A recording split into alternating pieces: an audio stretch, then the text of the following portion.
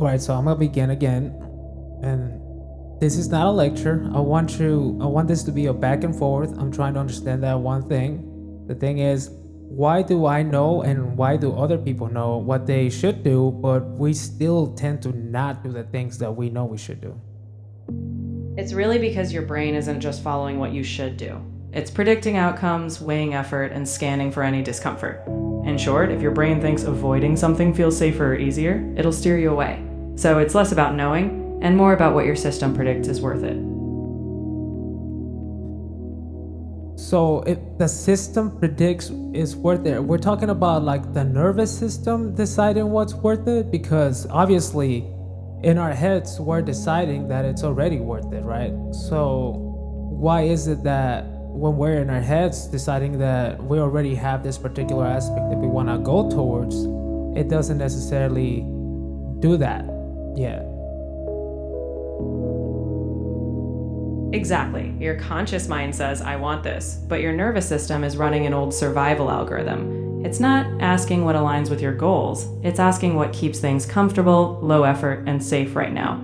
If recording a podcast feels uncertain, your brain's prediction system nudges you toward the easier, safer distraction.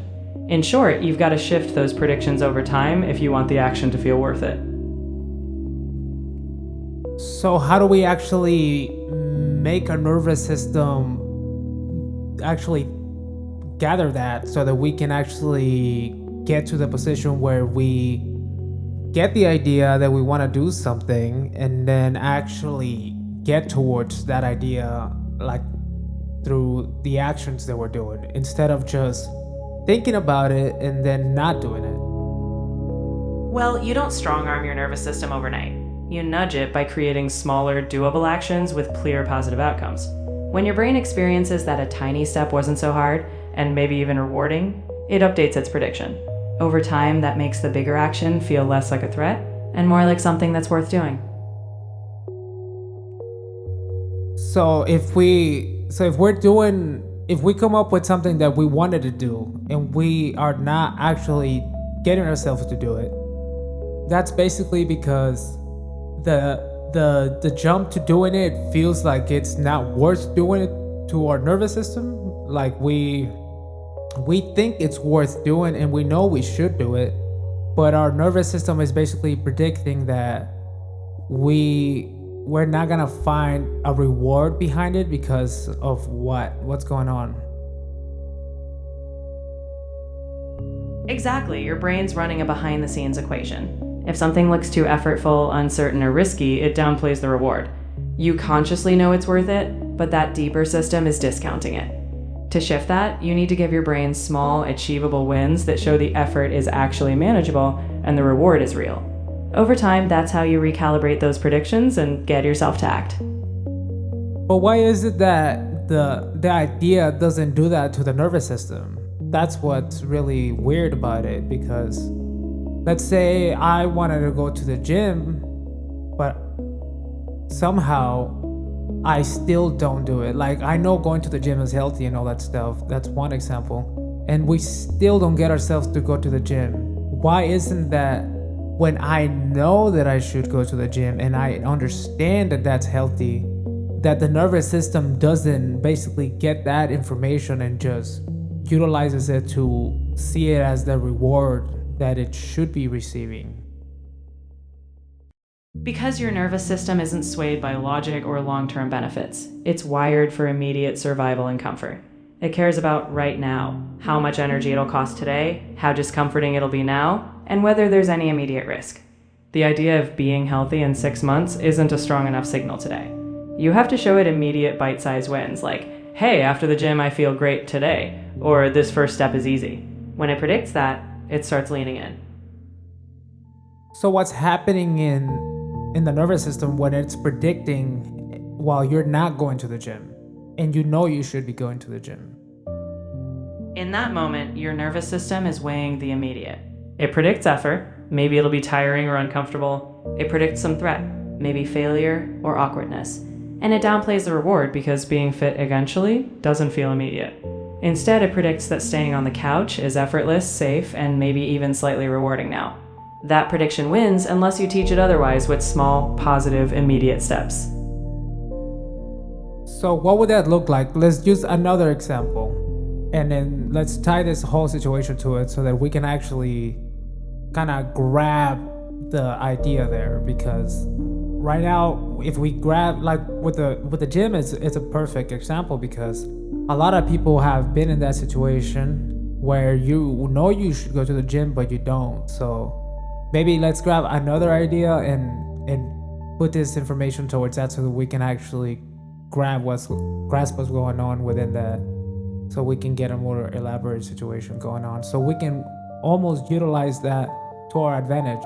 Because since we already know that just the thought of you knowing you should go to the gym won't do that, we need to basically somehow tell the nervous system that that is the thing that we should be doing.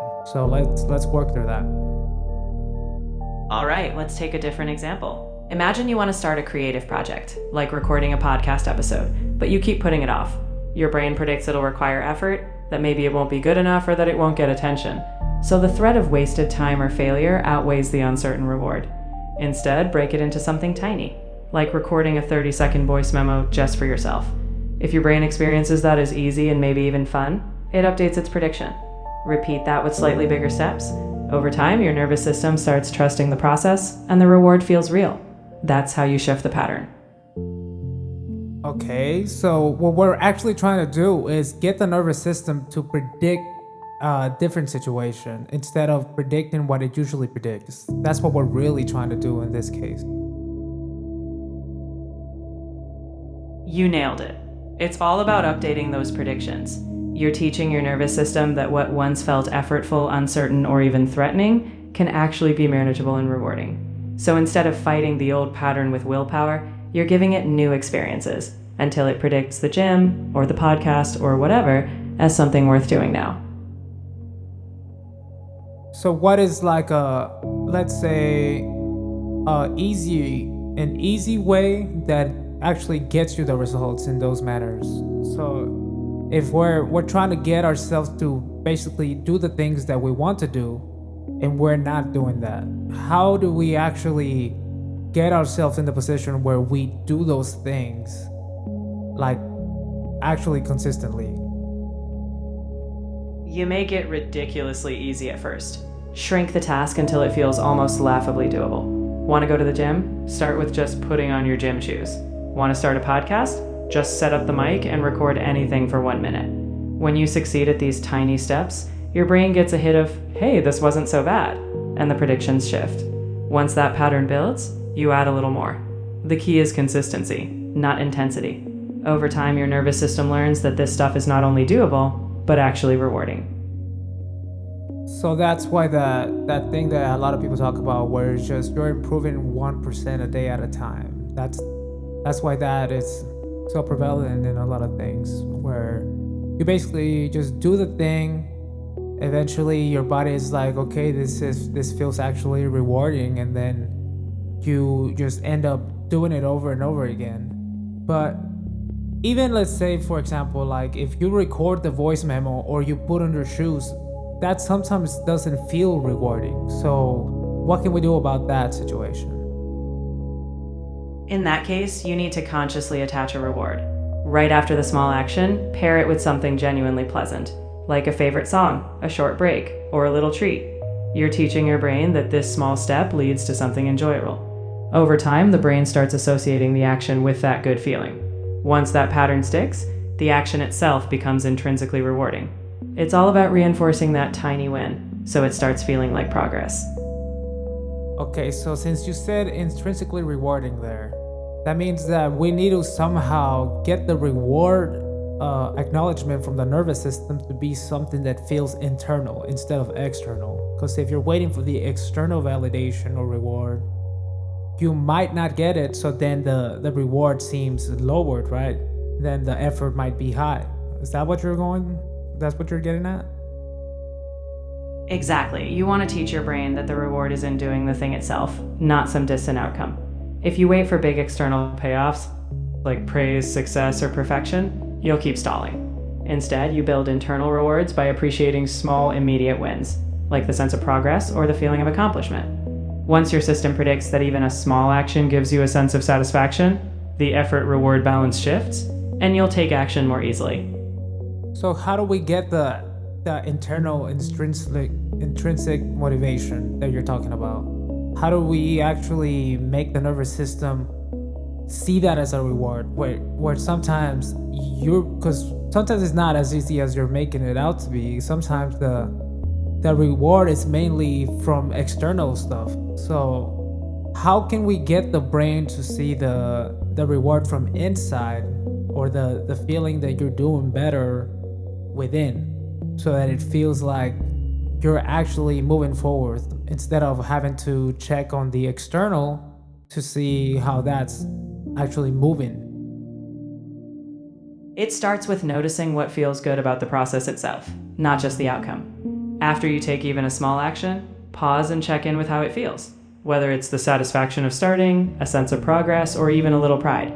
You've got to consciously acknowledge that feeling and connect it to the action. Over time, the brain learns that just doing the thing gives you a positive internal state. In short, it's about training yourself to notice and savor those little internal wins until they become the reward your brain expects. Okay, so if the external reward is there, and that's the frame of mind that you're at the moment, so your brain is like, oh, I don't know if I want to do it. It doesn't really, like, you should do it, but you don't want to do it because, like you said, the reward is too far off. Like, it's not gonna come in an immediate way. So first, let's see what that frame is, right? What's going on in the person's mind that is basically causing that aspect, and then how do we move that frame of mind into the particular frame of mind that actually feels intrinsic and internal?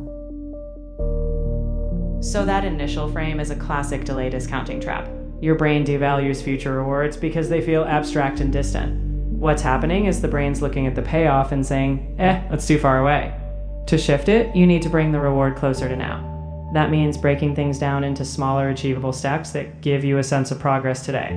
Then, as you complete each tiny step, you intentionally note the small wins, like feeling productive or proud. Over time, your brain starts predicting that even small efforts lead to immediate internal satisfaction, shifting you from chasing distant outcomes to enjoying the process itself. But even that already, like, you're telling me the frame, but it still feels abstract. How can we actually get the person to actually be in that frame instead of just knowing that the frame is good? How do we actually get ourselves as people inside of that frame? You bridge that gap by doing, not just knowing. You don't wait until you feel ready for the whole frame. Instead, pick one tiny immediate action, like I'll write one sentence, or I'll do 2 minutes of movement. Then right after, you deliberately pause and notice any small sense of accomplishment, relief, or momentum. You reinforce that feeling intentionally, repeating the cycle. Over time, your brain starts expecting those small actions to feel rewarding, and that's when you naturally shift into that intrinsic frame of mind. So we're basically lowering the bar that feels like reward. Exactly. You're making the bar for a win so low that it's almost impossible not to feel it. When you define the reward as something achievable, completing one small step, feeling a spark of progress, you're training your brain to notice and respond to it. The more you do this, the more your brain predicts, hey, taking action usually feels good. And over time, that's what builds real internal motivation. So we basically lower the bar and then actually do it like a mini celebration that, oh, look, I did that. I'm moving towards it. So we're shifting the actual reward or validation from the full-on outcome to just being in the process. Correct? Exactly, you've got it. Instead of fixating on the grand finish line, you shift the reward to simply being in motion. Each small step completed is a cue to acknowledge, yep, I'm doing it. It's about reinforcing the process itself, so your brain learns that progress, no matter how small, feels good. Over time, that's what makes the process feel intrinsically valuable and keeps you going. Okay, so what are a couple things that could complicate that situation where it actually isn't as easy as we're making it seem right now, but we could still work with it. So let's say if somebody's like, yes, I get all this that we're saying right now, but somehow they understand it, but they still are not gonna get themselves to do it. How do we get it to the point where they can actually do it, understanding what you just told me about all this? If someone gets the concept but still can't act, it usually means the starting step is still too big, or the internal resistance is unspoken. In that case, we get even smaller. Start with something almost ridiculously easy, like opening the app or writing down one word. Sometimes, though, the block isn't about the task, it's about fear, like fear of failure or judgment. In that case, you address the emotional block first. Break down what feels threatening, name it, and remind yourself that the first step is just an experiment. No pressure. From there, you repeat the process, gradually building trust with yourself. It's about getting that first spark, then momentum can grow. Okay, so the particular emotional block part that you were talking about, let's actually try to like go through the process of somebody that has that emotional block that you're talking about, where they feel like there's a threat or whatever. Let's walk through an example of that happening, and then where the person actually understand the concept of what we're talking about, making the external validation or external reward into internal reward, and they understand this whole thing, but then they still have that emotional blockage. Let's go through an actual example that depicts that fairly clearly. Let's say someone wants to start posting their art online. They know the logic. Small steps, internal wins, all that. But deep down, there's fear. Fear of judgment or not being good enough. That emotional block overrides the rational plan. In that scenario, they'd first need to acknowledge that fear openly. I'm afraid of negative reactions. Then they scale the action down to something with almost zero threat. Maybe sharing it privately with a friend, or just preparing the post without publishing. After that, they celebrate the action itself. I showed up, I did a step. With repetition, the nervous system starts learning that the act of showing up is safe and rewarding in itself. Eventually, that emotional block loses power, and the internal satisfaction grows. So it turns into like, I just naturally enjoy doing this, and then eventually you have to basically build that pattern of I actually just enjoy doing this myself, and I just want to do it for myself basically. And without the posting aspect, you can kind of pretend that you're gonna post it so that it feels like there's some type of threat level. But even if you make it without posting, you basically made the post. It feels like, ooh, I was about to post it, and then you didn't post it, so there's no threat there still, but it felt like you were about to post it, so there's like a little tiny pre-threat in there. And then you basically are somewhat tricking your nervous system into thinking, oh look, I'm getting better at drawing, because naturally you would if you keep making art. And then the act of almost posting gets you closer to the step of posting and not even care about what happens after the post. So you're actually getting better at the art, you're almost posting, so it kind of gives you the threat detection of like, this might happen, but it doesn't happen because you didn't post. And then eventually you can move from there to actually posting the art. You've got it. It's about gradually normalizing the behavior in a low-stakes environment. By playing with that almost scenario, you expose your nervous system to the action without triggering full threat. Each time you do this, the system learns that it's safe, and your skills are improving. Eventually, the gap between almost posting and actually posting shrinks, and by then, you've built confidence and intrinsic motivation. So posting is just a natural next step, not a big leap. Okay, so we basically gotta focus on doing it in a low risk situation first, so that your body kind of doesn't tie the action to the risk yet, or the threat yet. And then after you have built up enough confidence, like intrinsically, as you say, eventually the action it has more gravity than the threat prediction has. So now you naturally would go into the aspect of posting it without the threat having as much weight to it. That's exactly it. You're gradually tipping the scales. By practicing in low-risk ways, you teach your nervous system that the action itself isn't dangerous. Over time, the confidence you build in just doing the thing outweighs the old threat predictions. Eventually, taking that final step, like posting, feels natural because the internal reward and trust in yourself now outweigh the old fears. The action becomes a positive habit, not a battle.